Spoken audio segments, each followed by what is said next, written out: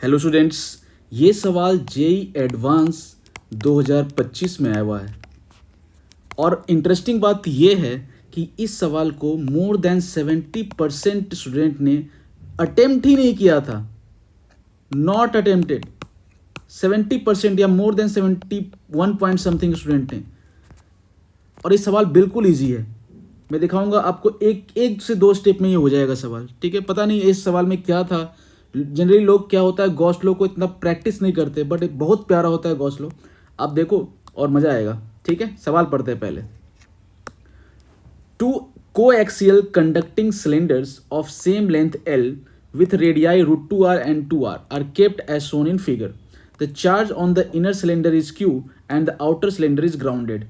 The annular region between the cylinders is filled with the material of dielectric constant K equal to 5. Consider an imaginary plane of the same length L at a distance r from the common axis of the cylinders. This plane is parallel to the axis of the cylinders. The cross-sectional view of the arrangement is shown in figure 2. Ignoring azimuth, the flux of the electric field through the plane is and epsilon naught is the permittivity of free space. देखो सवाल क्या बोल रहा है, मैं समझाता हूँ। Diagram को फोकस करो। ये दो सिलेंडर है यहाँ पर, एक सिलेंडर बाहर, एक सिलेंडर अंदर।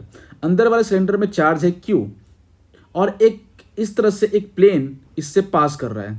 प्लेन जो है वो यहाँ इसके सेंटर से R दूरी पे है, जो यहाँ इस डायग्राम में आपको क्लियरली दिख रहा है।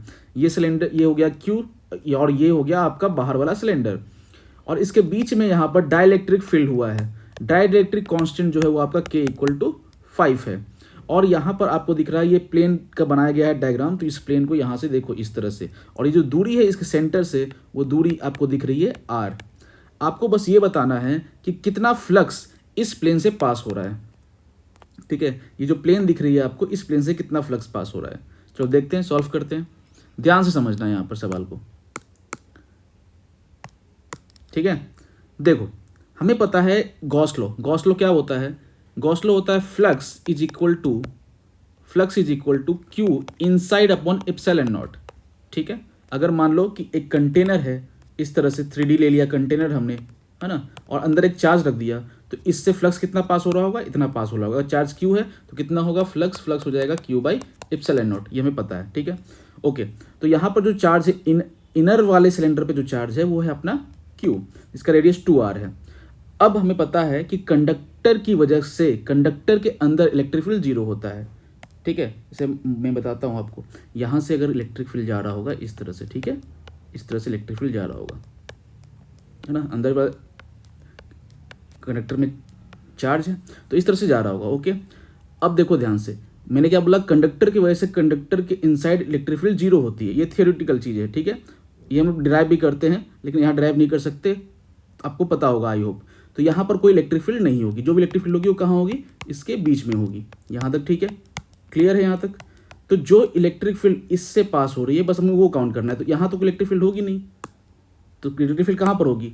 इलेक्ट्रिक फील्ड होगी आपकी सिर्फ और सिर्फ यहाँ पर और यहाँ पर, ठीक है। क्योंकि प्लेन का ये हिस्सा तो उसके अंदर ही आ रहा है, कंडक्टर के अंदर, तो यहाँ तो इलेक्ट्रिक फील्ड होगा नहीं। इलेक्ट्रिक फील्ड बस यहाँ से यहाँ और यहाँ से यहाँ होगा, मतलब फ्लक्स जो होगा यहाँ से यहाँ और यहाँ से यहाँ होगा, ठीक है। तो बस सिंपल सा बस ये सोचना था। और अगर हम ये सोचें कि अगर ये पूरा का पूरा ऑब्जेक्ट होता तो 360 डिग्री घूमता, 360 डिग्री में चार्ज है Q inside upon epsilon not. अगर यहाँ पर पूरा बॉक्स बना देते हैं तो ये कहाँ 360 डिग्री हर जगह से निकल रही है, तो 360 डिग्री से निकल रही है तो क्यू अपॉन एप्सिलॉन नॉट। लेकिन यहाँ कितने एंगल से निकल रही है? तो यहाँ से एक लाइन ज्वाइन कर दे अगर हम, यहाँ से इस तरह से, और यहाँ से देखें, ध्यान से देखना यहाँ पर, यहाँ से और इस तरह से, तो देखो तो ये जो डिस्टेंस है वो कितनी है? 2r है, और ये है r, दी हुई r। तो ऑफकोर्स ये जो एंगल हो जाएगी, ये समझना यहाँ पर, ये जो एंगल हो जाएगी वो 60 हो जाएगी। तो उस तरह से ये जो डिस्टेंस है वो कितनी है? √2r क्वेश्चन में गिवन है, तो ये कितनी हो जाएगी? 45 डिग्री। इसका मतलब जो ये एंगल बन रही है ये 15 डिग्री की है। तो 15 डिग्री ऊपर है तो 15 डिग्री यहाँ भी बन रही होगी, ऐसे इस तरह से आप बनाओगे, इस तरह से,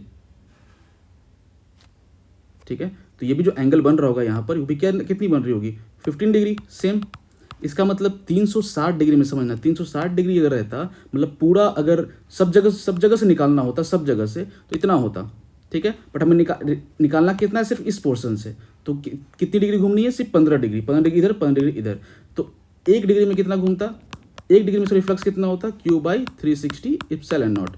तो 30 डिग्री में, क्योंकि 15 यहाँ भी है 15 यहाँ भी है, तो 30 डिग्री में कितना हो जाएगा, 30/360 Q/एप्सिलॉन नॉट। अब आपको पता होगा कैपेसिटर, अगर यहाँ पर डाइलेक्ट्रिक कांस्टेंट हम फिल करते हैं तो इलेक्ट्रिक फील्ड क्या हो जाती है, electric field upon K times हो जाती है ना। तो इस तरह चार्ज भी क्या होगी, फ्लक्स भी क्या हो जाएगा, अपॉन K टाइम्स। तो यहाँ अपॉन K कर देंगे, ठीक है। बस यही करना था अपना। 3 से गया ये 12 बार में, और 12 इंटू K की वैल्यू 5 दी हुई थी, तो 12/5, 12 इंटू 5 60 एप्सिलॉन नॉट। ये आपका आंसर है, ऑप्शन सी यही आंसर आपका दिया हुआ था, ऑफिशियल आंसर, ठीक है।